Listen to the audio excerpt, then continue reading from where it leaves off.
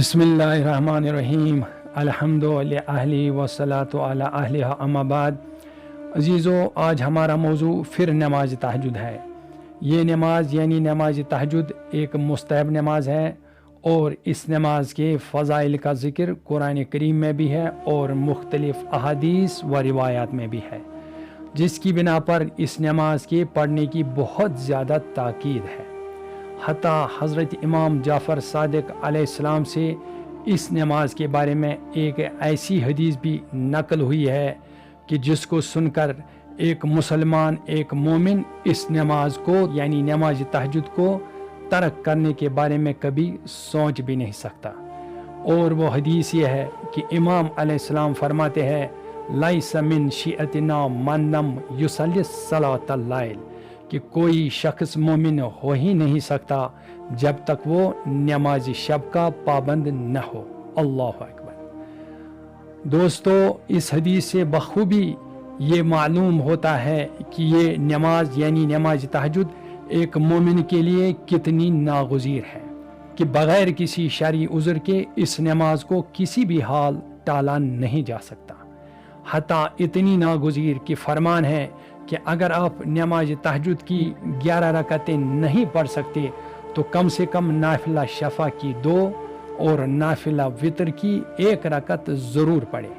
اس سے بھی آپ کو نماز تہجد کے پورے ثواب مل جائیں گے۔ اور اگر آپ یہ 3 رکعتیں بھی نہیں پڑھ سکتے تو کم سے کم اس وقت یعنی رات کے آخری حصے میں سحری کے قریب کچھ دیر کے لیے ہی صحیح خدا کی محبت میں، خدا کی معرفت میں اٹھ جایا کریں، کیونکہ یہ وقت ہی ایسا ہے، ایسا وقت کہ جس وقت پروردگار سمائی دنیا پر اپنی تجلیات نورانی کے ساتھ جلوہ افروز ہوتے ہیں۔ سبحان اللہ۔ اور اس وقت پروردگار کی بارگاہ میں قیام کرنا، راز و نیاز کرنا، ذکر و اذکار کرنا، اپنے گناہوں پر نادم اور پشیمان ہونا، آہو بکا کرنا، اپنے گناہوں کی معافی طلب کرنا اور اپنے معبود برحق کے ساتھ خلوت میں عشق و محبت کا اظہار کرنا، یہ سب کچھ پروردگار کی بارگاہ میں یقیناً دیکھا اور سنا جاتا ہے،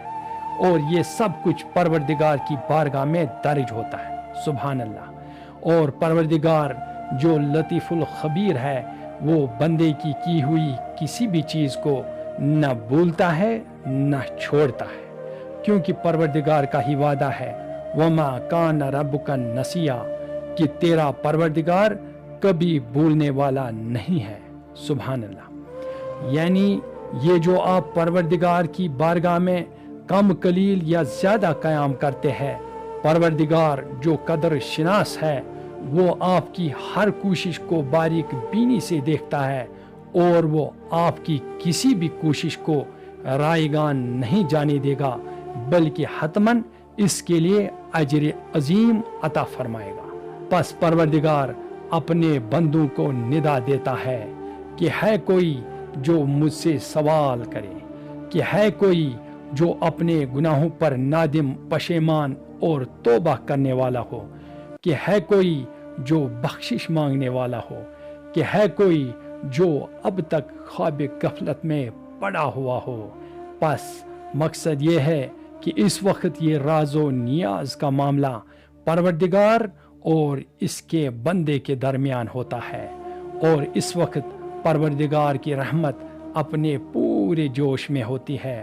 پس پروردگار اپنے اس بندے کو وہ سب کچھ عطا کرتا ہے جس کی اس کے بندے کو طلب ہوتی ہے۔ سبحان اللہ۔ پس عزیزو، کون ایسا مسلمان، کون ایسا مومن ہوگا جو اس سنہری موقع کو گہری نیند میں رائیگان کر کے عنایات پروردگار سے دور رہے گا؟ پس ایک سچے مومن کا حق یہ ہے کہ وہ اس بیش بہا اور قیمتی وقت کو غنیمت جان کر اپنے لیے سعادت اور خوشبختی کا کمال حاصل کرے، کیونکہ یہی وہ وقت ہے جب ایک انسان اپنے لیے کوئی بھی کمال حاصل کر سکتا ہے۔ جس طرح سے کہ عارف کامل آقائی تقی بہجت رضوان اللہ تعالی علیہ فرمایا کرتے تھے کہ جس کسی شخص کو بھی دنیا میں کوئی معنوی یا روحانی کمال حاصل ہوا ہے وہ اسے فقط اسی سحر خیزی کی وجہ سے حاصل ہوا ہے۔ سبحان اللہ۔ بس شرط یہ ہے کہ ایک انسان خدا کی بارگاہ میں سائل بن کر رات کے آخری پہر میں خدا کی معرفت میں خدا کے لیے قیام کرے، کیونکہ وہی وہ واحد ذات ہے جو بخشنے والی اور عطا کرنے والی ہے، اور وہی تو ہے جس کی رحمت کے دروازے ہر سائل کے لیے ہر وقت کھلے رہتے ہیں، چاہے کہ ایک بندہ پروردگار کی بارگاہ میں کتنا ہی گیا گزرا کیوں نہ ہو، کتنا ہی نا امید اور گنہگار کیوں نہ ہو، بس پروردگار اپنے بندے سے فرماتا ہے لا تقنطوا من رحمت اللہ ان اللہ یغفر الذنوب جميعا انہ هو الغفور الرحیم، کہ اے بندے خدا کی رحمت سے نا امید نہ ہونا، خدا تمام گناہوں کو معاف کرنے والا ہے اور وہ بہت زیادہ بخشنے والا اور مہربان ہے۔ وآخر دعوانا ان الحمد للہ رب العالمین۔